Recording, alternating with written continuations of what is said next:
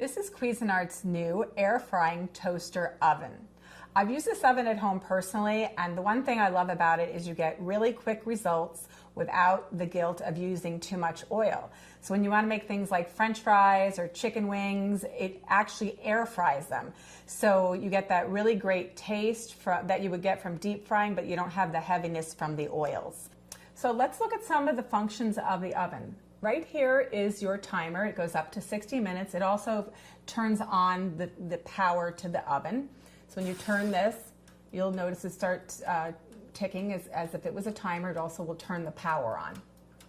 The next dial here is your temperature control. So it goes from warm all the way up to 450. So this is your function knob. So you have multiple choices when it comes to what you're going to do. You have warm, broil, convection broil, toast, bake, convection bake, and then air fry. So all the way on the right here, this is your function for your toast.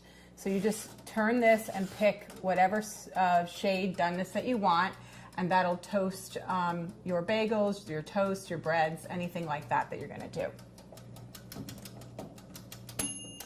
And then all the way over on the right here, this is your function for your light.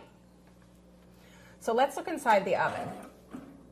So in here you'll notice there's positions, different position numbers for what slot you're going to use depending on what you're cooking. We happen to have the rack on the very bottom here. You can put it either direction.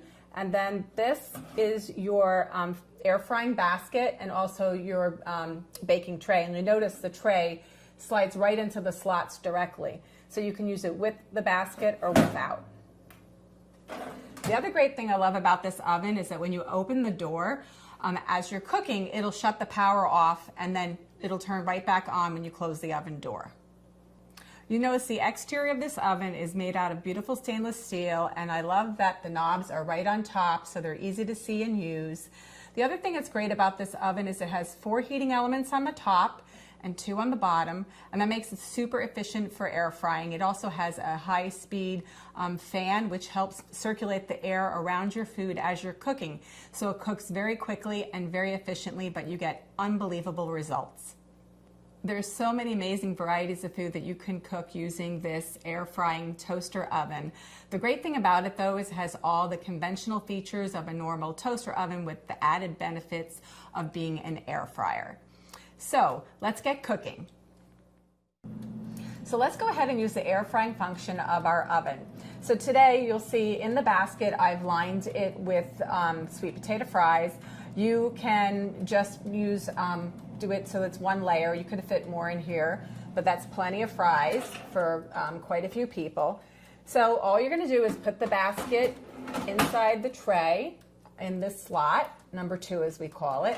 And what you're going to do is I put this on for about 10-12 minutes on the air frying function on 450. And just keep your eye on it because it cooks very efficiently. And if you want, you can turn the fries over when they're halfway done, but personally, I actually don't do that. Let's check on our sweet potato fries. I'm just going to pull the tray out a little bit and move the basket so you can see. But I told you I didn't add any oil to this. I mean, you can if you want, but look how crisp and brown they came out even without using any oil at all. I personally love French fries. It's hard for me to turn one down. So using my air fryer to make fries with very little oil if you choose is a great benefit. Next function we're going to try is our bake function. So one of the things that is really simple and easy to make at home, which people never think about, is homemade granola. It's also a lot more economical, and you can control all the ingredients that you put in your granola. So I pre-mixed all these ingredients together, and all you're going to do is put them onto the baking pan that comes with your air fryer toaster oven. Just spread it around really evenly. And I preset the oven on 300 degrees, and we're going to cook this for 25 minutes. And you're going to realize how simple and easy it is to make homemade granola just the way you like it. Let's check on our granola. So I just want to mention that halfway through, I actually toss the granola around so it evenly bakes. See how nice and crunchy and toasty brown it is. The one thing you can do, I'm just going to turn this off. The one thing that you can do is you should let it chill, but I kind of like it warm right out of the oven. So what I'm going to do now is just take a little bit of it and put it right on top of my parfait. One thing about granola that people don't realize is that an average serving is about 1/4 cup. So you have to go, you know, don't go crazy on how much granola you actually eat in one serving. So the thing is, you let it cool off, like I said, and you can store it for use for later. But you saw how simple and easy it was to make homemade granola right in your air frying toaster oven. It's so simple and easy, and it's delicious. So the next function we're going to use is broil, and that's great for top browning and melting. Today what we're going to do is we're going to melt the cheese on the top of the sandwich. But the thing I want to tell you though is you're going to set it on broil for the function.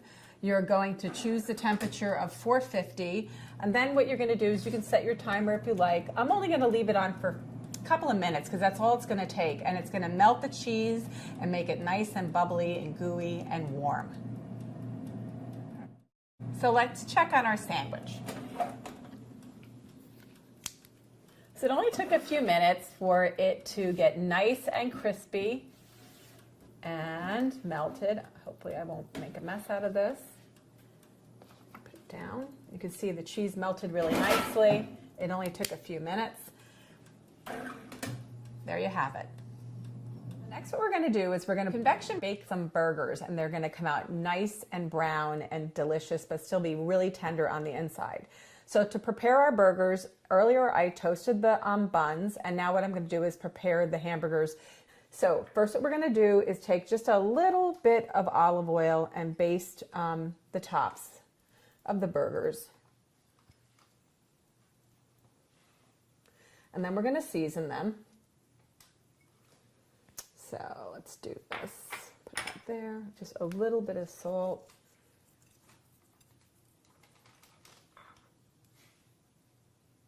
Now pepper.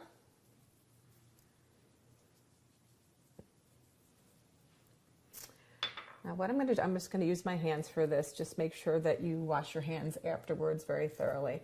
Turn them over like so, and then we can easily season the other side. Once again, you're going to baste just very lightly. And that's going to help it get a nice caramelized crust on the outside. So just like so. Put that down. Now I'm going to use the other hand for the salt because I touched the burgers with my right hand. So salt and pepper. I like a lot of pepper, so it's a little bit more. Now I already set the temperature, and these are going to go for 15 minutes. So I'm just going to turn that. Everything else is already set for us. We're just going to take the air frying basket and baking pan. We're going to stick it in position number 2, like so. Close it up, and we're going to let it go for about half the time, so about 7 minutes. I'm going to come back. I'm going to flip the burgers. We're going to let them finish cooking. So let's check on our burgers. So you notice when I open the oven door, the oven shuts off automatically. I'm just going to take this out all the way just so it's a little easier for me to flip the burgers and then put them right back in. So notice how nice and brown they are on the top. We're just going to turn them over and cook them the rest of the way. And then what I'm going to do is I'm going to come back and top them with a little bit of cheese. And then we're going to let the cheese melt and then come back and plate them up. Let's put the burgers back in and let them finish cooking. So let's check on our burgers and add our cheese. I'm just going to, once again, remove the whole pan just so I can easily top them with the cheese.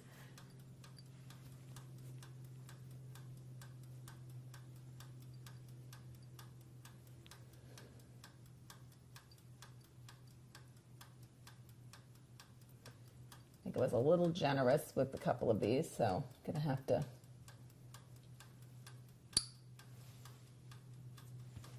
steal a little bit from this one that I put too much on.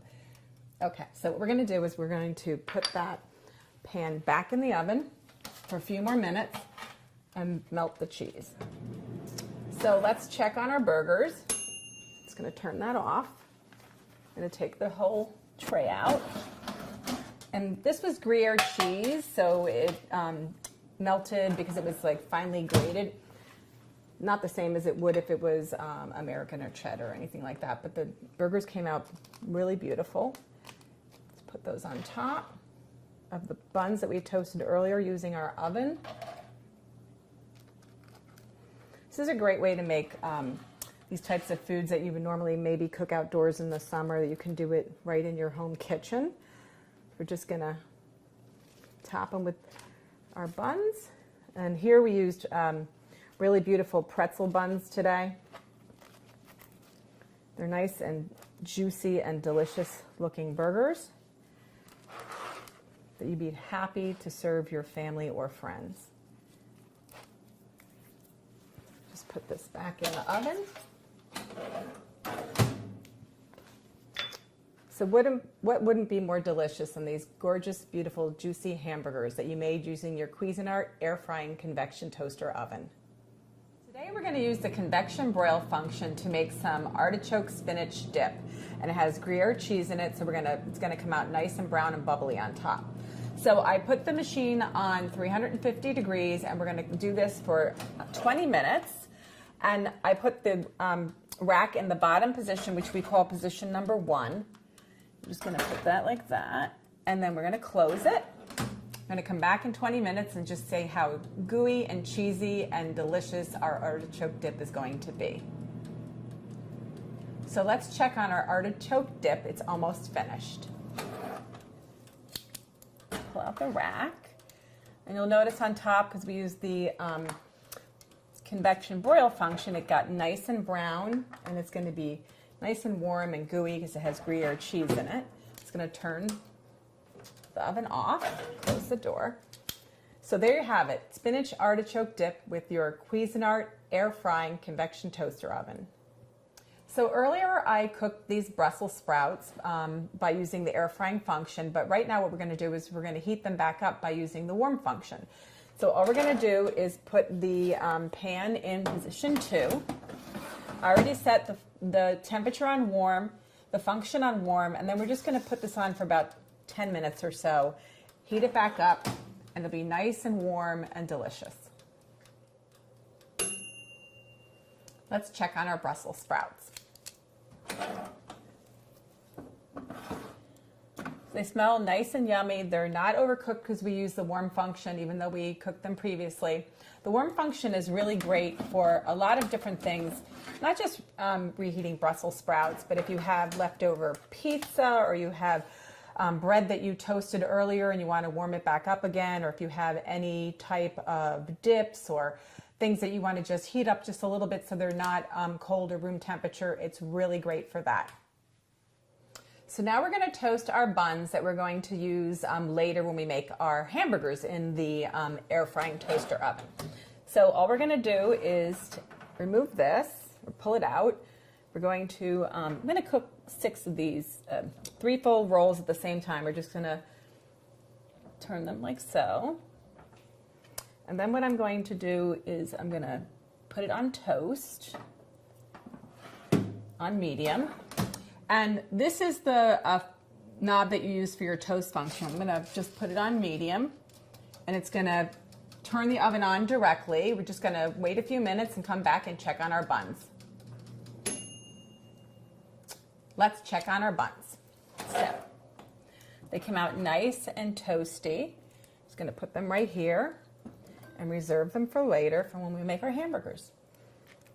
So you'll notice you can put quite a few in. These happen to be really large rolls, but you can put quite a few pieces of toast in to toast for your breakfast items in the morning. It's nice and generous in size, and it came out beautifully even. So there you have it. That's the toast function of your air frying convection toaster oven.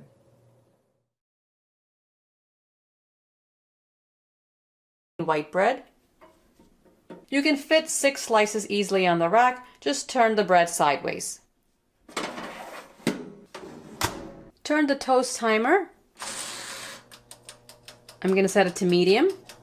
So if you're making toast, you only need to use the toast timer dial. Set it to the shade you want, and the indicator light will turn on and start toasting. It's been 4.5 minutes and I see that the toast is browning a lot, so I'm just gonna turn the timer off and take it out.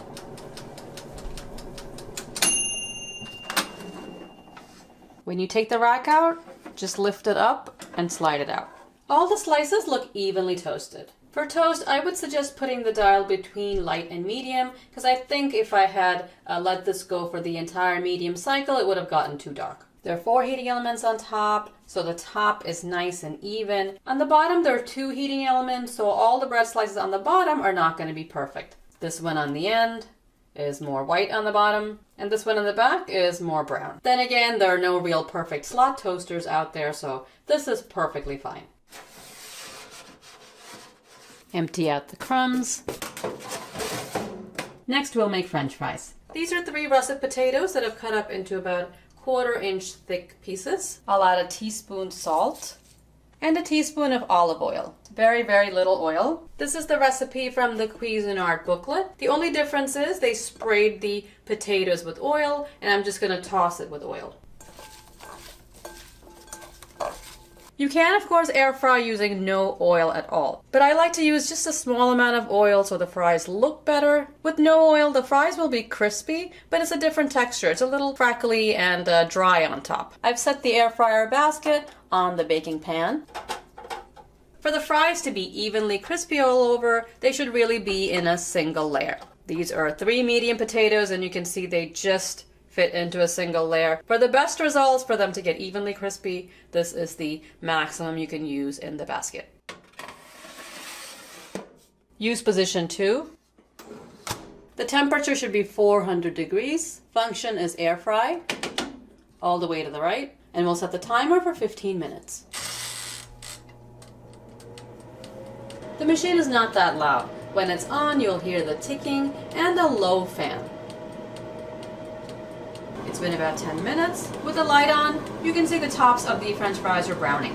If you open the door, the machine turns off. It turns back on when you close the door. They look very brown, so I'm just gonna pull this out. They are very brown, but some of the pieces are not cooked. I'll leave it to turn off by itself. The timer's a little off. I had set my phone timer to 15 minutes. And that went out about a minute ago, and this is still going. I'm going to turn it off. I turned it off because I saw the fries are getting very brown. And if they get any more brown, they'll be burnt. The top of the fry is brown and the bottom is white. It's crispy, it tastes really good. The recipe said a teaspoon of salt, and it's a little much. So my recommendations are to use a temperature that's less than 400, maybe 350 or 375. And I think at that temperature, the fries wouldn't brown so much and they would still be cooked. Use half a teaspoon salt. You can always add more after the fries are cooked. With other air fryers I've reviewed, like the Philips, for example, the basket is not rectangular like this. It's an actual basket shape, and it's easy to pull out the handle and toss the fries around during cooking. And that shaking helps in a more even browning on top and bottom of the fries. With this tray, you can't exactly pull it out and shake it. It's very awkward. There is some space between the rack and the pan so air can circulate, but it doesn't seem to be enough to make the bottom of the fries golden. The fries in the back right seem to be darker, but they're more evenly browned on all sides. Let the fries cool for a minute before taking them off the basket, and they come off much easier. If you pull them off while they're really hot, they'll tend to stick. The rack is pretty clean after you take the fries off. Now I'll try making chicken wings. These are whole wings that I separated. They're drumettes and wingettes. It's a total of 20 pieces. I'll sprinkle 3/4 teaspoon coarse salt. I used coarse salt on the potatoes also, not table salt. Since there's skin, you don't need to put any oil on the wings. The 20 pieces fit perfectly in the basket. Put it into the top rack, number 2. The same temperature, 400 degrees, choose air fry, and set the timer for 20 minutes. The 20 minutes on my phone timer is up, but the timer on the oven is still going. It's browning on top, but it could use a few more minutes. I'm going to let the timer finish. The timer on the oven just turned off, and it was about 4 minutes after my phone timer went off. So the chicken has been cooking for 24 minutes. There's a lot of grease that dripped from the chicken onto the pan. Be careful when you take the pan out after making greasy foods, because there is going to be a lot of grease on the pan and you don't want to tilt the pan accidentally and have hot grease dripping on you. Most of the chicken pieces are golden brown. There's one in the middle that's very light and one or two on the end, but generally they're pretty even. The bottom of the chicken is definitely lighter than the top. It's crispy. And it looks cooked. I'll just taste it. It's cooked perfectly, so you definitely need about 24 minutes for the wings to be cooked completely. All of the pieces came off the rack neatly. Nothing is stuck. Of course, there is some grease stuck to the rack. That's normal with pretty much any air fryer basket. I found that the easier way to clean air fryer baskets is just to soak it in hot soapy water for a few minutes, and then all this crusted stuff comes off much easier. You can see all the grease collected on the bottom of the pan. So this is a pretty healthy way to cook wings. We didn't deep fry them, and we didn't add any oil to the chicken wings at all. These wings are crispy, they're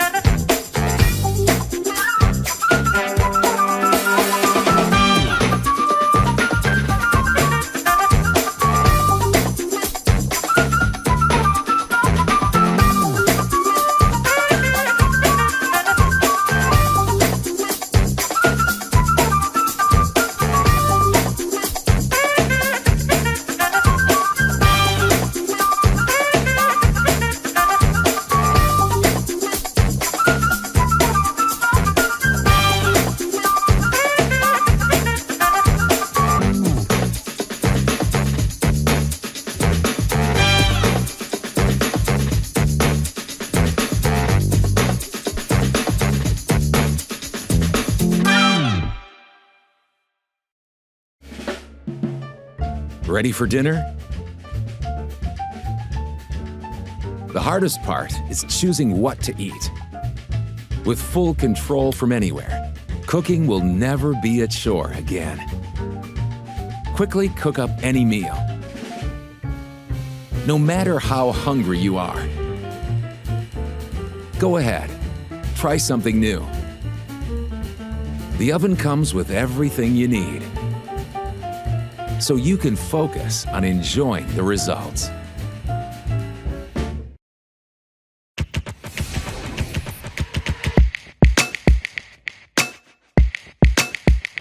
People are very health conscious, but they still want the delicious golden and crispy foods that they normally only get by deep frying.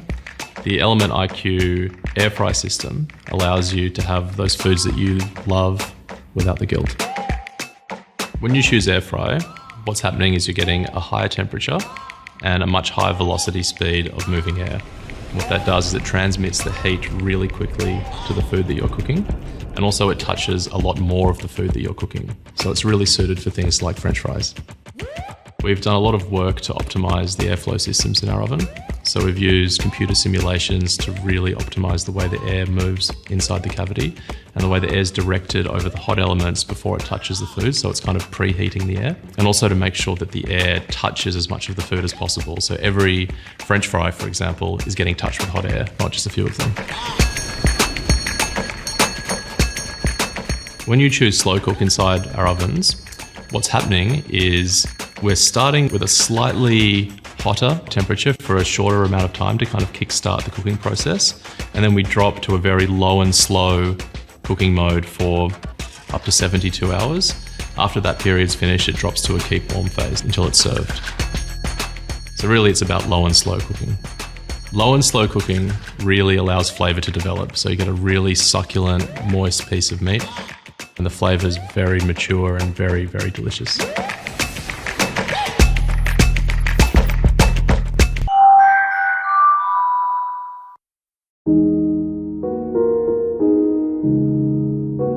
Cooking mastery stems from passion. It's an individual's pursuit of getting the best possible result and trying different things, trying different temperatures, different power levels, different ingredients. You have professionals that are looking to really master a particular technique, and it takes hours and hours of practice. They don't give up. They keep trying to get a better result. I think with masters, it's not necessarily about the equipment they use, it's about how well they know that piece of equipment. So in a professional kitchen, even the ovens that they use aren't perfect. The chef needs to know exactly where to put the food in the oven, how to rotate it, how to move it around to get the most out of that particular appliance. When we developed the technology that lives inside the Smart Oven range, our ambition was really to empower home cooks to achieve effortless perfection. What we did was we looked at what people wanted, and the feedback was that they wanted a product that they could cook multiple different foods and different cooking techniques. And first and foremost, they wanted to get good results, but also wanted to have them quickly and easily. The Element IQ system is a combination of technologies that allow you to move heat around the oven when and where it's needed to create the ultimate cooking environment. Well, the Element IQ system is really made up of 5 key ideas. The first one, the smart presets, so it's really kind of a set and forget kind of system. The second one is to do with smart and precise algorithms and PID temperature control. This really ensures that the temperature in your oven is consistent. Thirdly is to do with independently controlled elements and heaters so that the power can be put wherever you want it during your cooking cycle. The fourth one is convection and airflow. So we have a dual speed airflow system depending on what food you're cooking. And the last one, the fifth one, is to do with optimizing the rack positioning so that people can put the food in the optimum location in the oven. So the Element IQ system helps to eliminate the cold spots or different flaws that can be in wall ovens by really putting the power and the heat where you want it in the oven, so that potentially you don't want even heat. You might need more heat on the bottom or more heat on the top. And so depending on what food you're cooking, that oven will do it for you. Each technique, each food that you put in the oven does require slightly different power levels, different temperatures, and being able to offer a preset menu where the consumer doesn't have to think, they can just select bake and get the best results for that technique or ingredient is actually really valuable. We now have air frying, we have slow cooking, we can do proofing, and really it's the Element IQ system that allows us to be able to add these cooking techniques into our Smart Oven range and allows you to get the repeatable, good quality results that you're looking for without compromise. At Breville, we marry technology with food thinking, but also design. So when you combine a food result and build a whole engineering and technology package to deliver that food result, we also have the opportunity and the privilege to design a beautiful and intuitive product that people are proud to have in their kitchen. And I think that's why we keep winning awards with the products that we develop.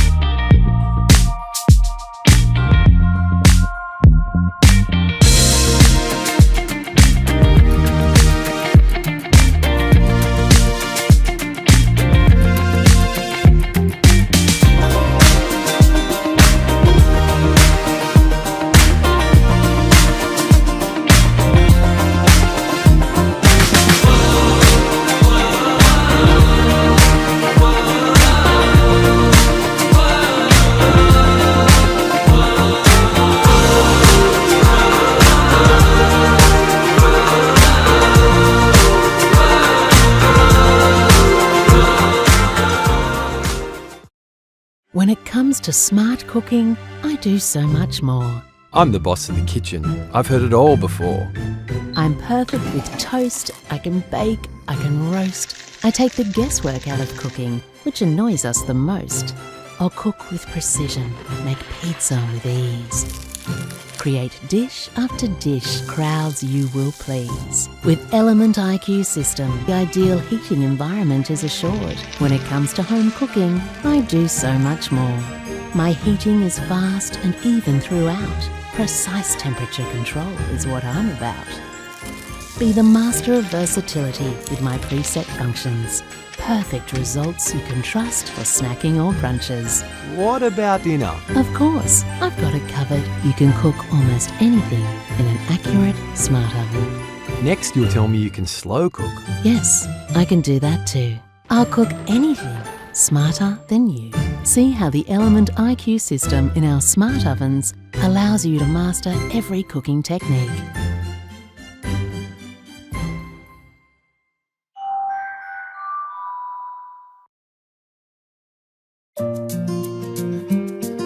Short on space in the kitchen, cooking for one, or just rustling up a quick snack. The Lakeland mini oven may be small in stature, but when it comes to performance and versatility, it's a giant. With 8 preset cooking functions and a maximum temperature of 230 degrees Celsius, there is no end to the items you can cook in this little oven. From tray bakes and cakes to quiches and reheating. The Lakeland mini oven comes with a wire grill shelf, a roasting pan and a pizza tray, with a removable crumb tray for easy cleaning. It's much more economical than a regular oven and perfect for use in smaller kitchens or even caravans or boats. Versatile and affordable. The Lakeland mini oven.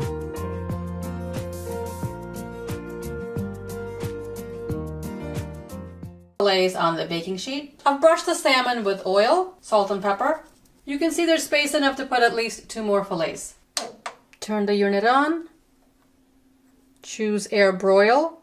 The default cooking time and temperature is always going to be displayed up here. You can set the time for up to 30 minutes. There's no temperature setting with air broil, it's just low or high. I'll leave it at 10 minutes and low. With air broil, there's high heat from the top and medium fan speed. Leave the rack on the bottom and put the baking sheet on top. Press the button and the timer counts down. There's no preheating with the air broil function. Here's the heating element up top. Oh, shit. Okay. I don't know if you heard that, but of course you did, because I almost jumped out of my skin. The pan warps when it's very hot, and that's what happens in a standard oven also. It'll go back to its original shape when it cools down. It's perfectly normal. That's the light turned on. The fan is not very loud, and it sounds like a low fan.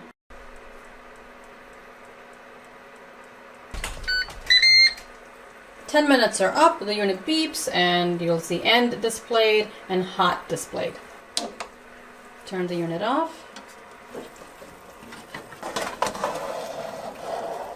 If you touch the fish in the middle and it's almost firm, it's cooked. These are thick salmon fillets. If you're using thinner fillets of fish, of course it'll just take you a few minutes to broil. All of the pieces look evenly browned on top. The fish is opaque and it's cooked, but the middle, of course, is the thickest part, and it could use another minute. I'll cook for another 2 minutes. Some people eat salmon medium rare, so it'll be pink in the middle, like you saw when I first took it out after 10 minutes. So it's really up to you how long you want to cook it for. About 10 minutes for medium rare on low. If you want it cooked all the way, about 12 minutes.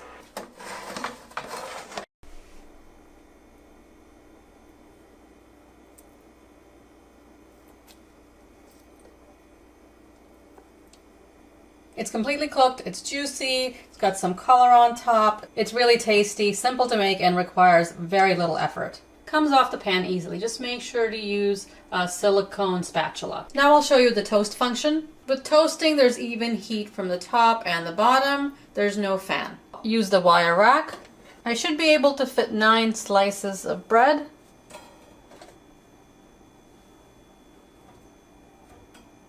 If you squeeze them together a little, the 9 slices will fit. This is just plain white bread.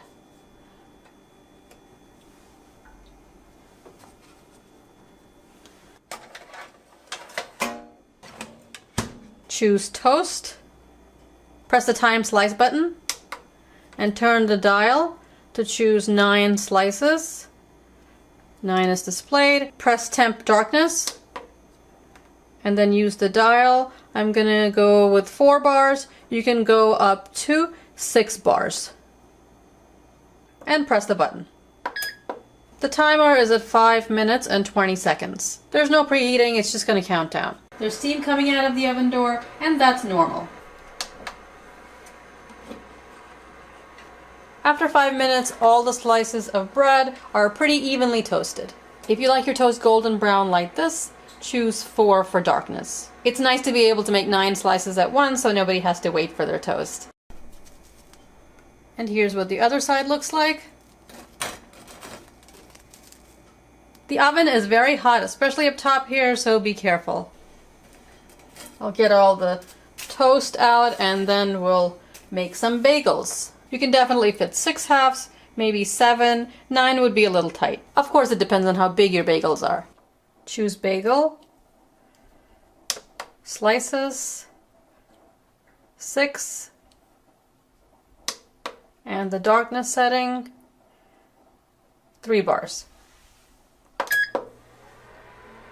It's 5 minutes and 10 seconds. With the bagel setting, there is heat from the top and bottom. The heat from the top is supposed to be lower than the bottom, which doesn't make that much sense to me because the top of the bagel is what needs to be more browned. But I did toast bagels the other day and they came out perfect, so I guess it doesn't really matter where the heat comes from. 30 seconds before the time is up, the oven light comes on.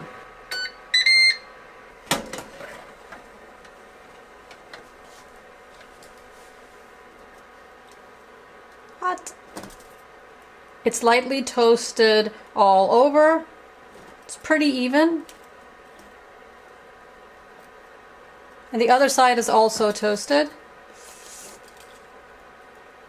I wouldn't go higher than the 3 bars because then the bagels would get too dark and crunchy. Again, it's a large unit so you can make 3 or 4 bagels at the same time. When the oven cools down, you definitely want to clean out the crumb tray. It's best to clean the crumb tray after each use. You don't have to wash it, just take all the crumbs and seeds off with a towel. When I use the unit, my tendency is to try to grab the middle to open the door, but remember the handle is on the side. It's not in the middle like most ovens. The glass on the top gets very hot, so be careful. Now I'll heat up a frozen pizza using the bake function. Use the rack and the baking tray. I've put the frozen pizza on the baking sheet and the pizza measures 11 inches. Before you put the pizza in, you have to heat up the oven.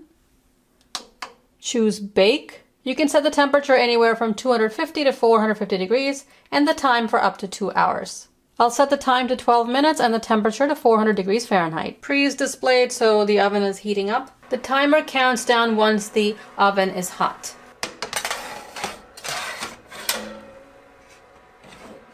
During baking, there's high even heat from the top and the bottom with no fan.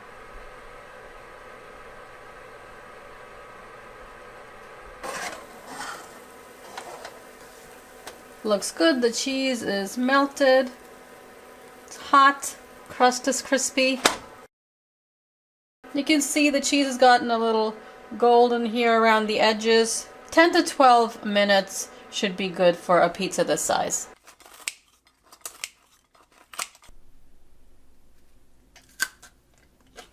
It's hot and crispy. If you don't want the crust this crispy, cook for 10 minutes instead of 12. Now I'll use the air roast function to cook these chicken thighs. These are bone in and skin on. I've washed these thighs, patted them dry with paper towels, and put a blend of seasonings on top. I have 4 thighs on the tray and you can see there's plenty of space left. You can fit about 5 more thighs on the tray. So for a total of about 9 thighs. I left the space empty intentionally because towards the end of the thighs being cooked, I'm going to add some asparagus.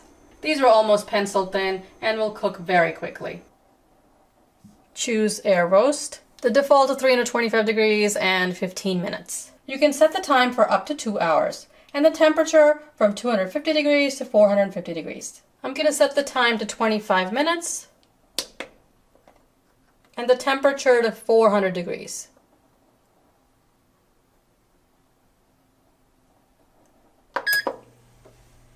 And it's preheating. Air roast works with even heat from the top and the bottom with medium fan speed. With the roast function, you can reduce the cooking time by 30% and temperature by 25 degrees Fahrenheit when compared to a standard oven. With all this extra space here, you can make a complete meal by putting some cut up potatoes, broccoli, carrots, really any vegetable. It's been about 5 minutes and you can see the chicken is already sizzling. When the oven's finished preheating, the timer automatically counts down. So if your ingredients are not ready yet, you can press the start pause button. It'll pause the timer, and then when your ingredients are ready, put the ingredients in the oven and just press it again to start cooking. During cooking, you can also add time by using the dial. The chicken is browning really quickly, so I'm going to turn the temperature down to 375.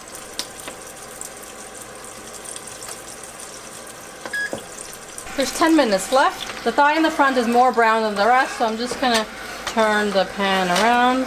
Depending on what you're making, you can definitely flip your food with tongs halfway through cooking. These chicken thighs don't need to be flipped, so I'm just going to leave them alone. 25 minutes are up.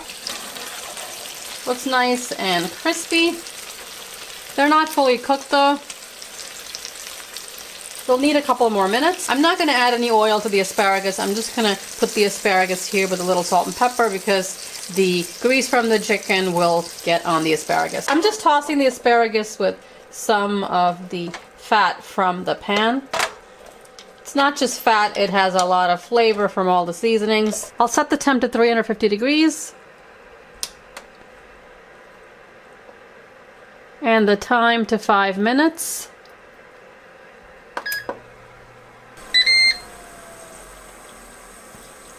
Five minutes are up. You see the asparagus is bright green. It's very thin, so it is cooked. I'll take the asparagus out. I'll check the temperature. It's about 185. Chicken's supposed to be about 190. I'll set for 2 more minutes at 350. And the chicken's done. I had checked the temperature of the biggest thigh. The smaller ones were already done. Chicken thighs will take anywhere from 25 to a little over 30, depending on the size of the thighs. Take the thighs out and let them rest for a few minutes before cutting into them. The skin's nice and crispy. The meat's juicy and perfectly cooked. Skin's the best part. This is 1.5 pounds of russet potatoes that I've peeled and cut up. They've been soaking in water for 30 minutes. I'll drain these, pat them dry, and toss them in a tablespoon of oil.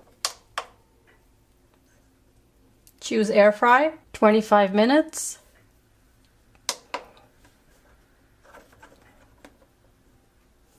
And 400 degrees. Let it preheat. Air fry works with high heat from the top and bottom and maximum fan speed. The time can be set up to 1 hour, and the temperature is 250 degrees to 450 degrees. It's done heating. Press pause. When you're air frying, you're going to use the basket with or without the sheet pan. If you're cooking something greasy, definitely use the sheet pan. The crisper basket goes on top, and the basket is right underneath. Press the dial to start cooking. You can shake the basket or use tongs to stir the French fries halfway through cooking.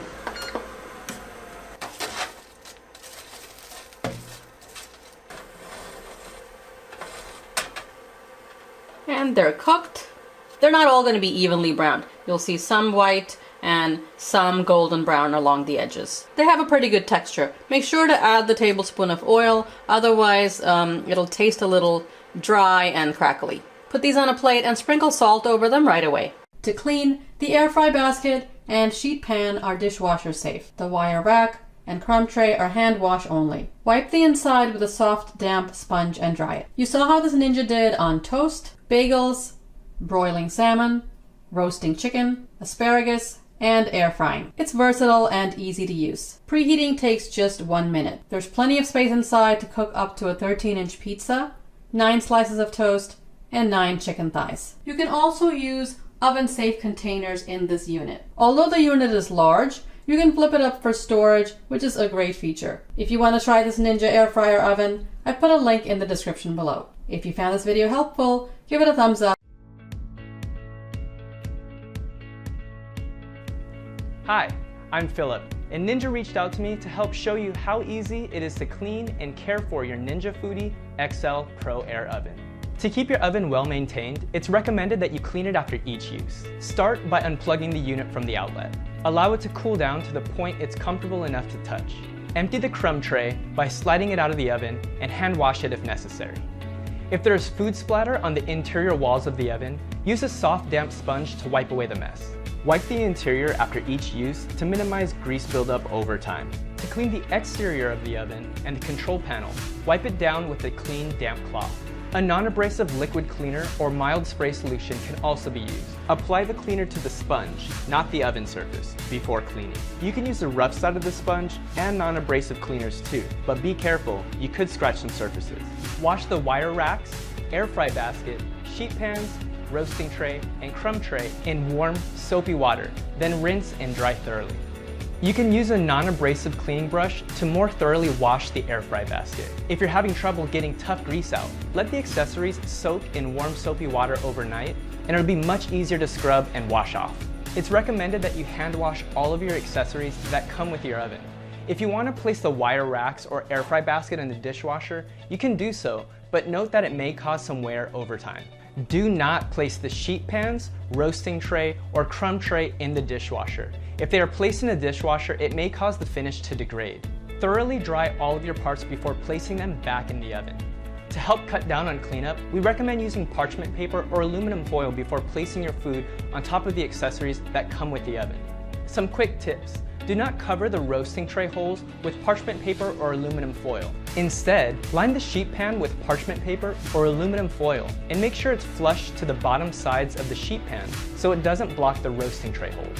Using the roast tray on top of the sheet pan when you cook foods with oil or marinades also cuts down on cleaning. This helps avoid anything dripping onto the heating elements, which can sometimes cause smoke.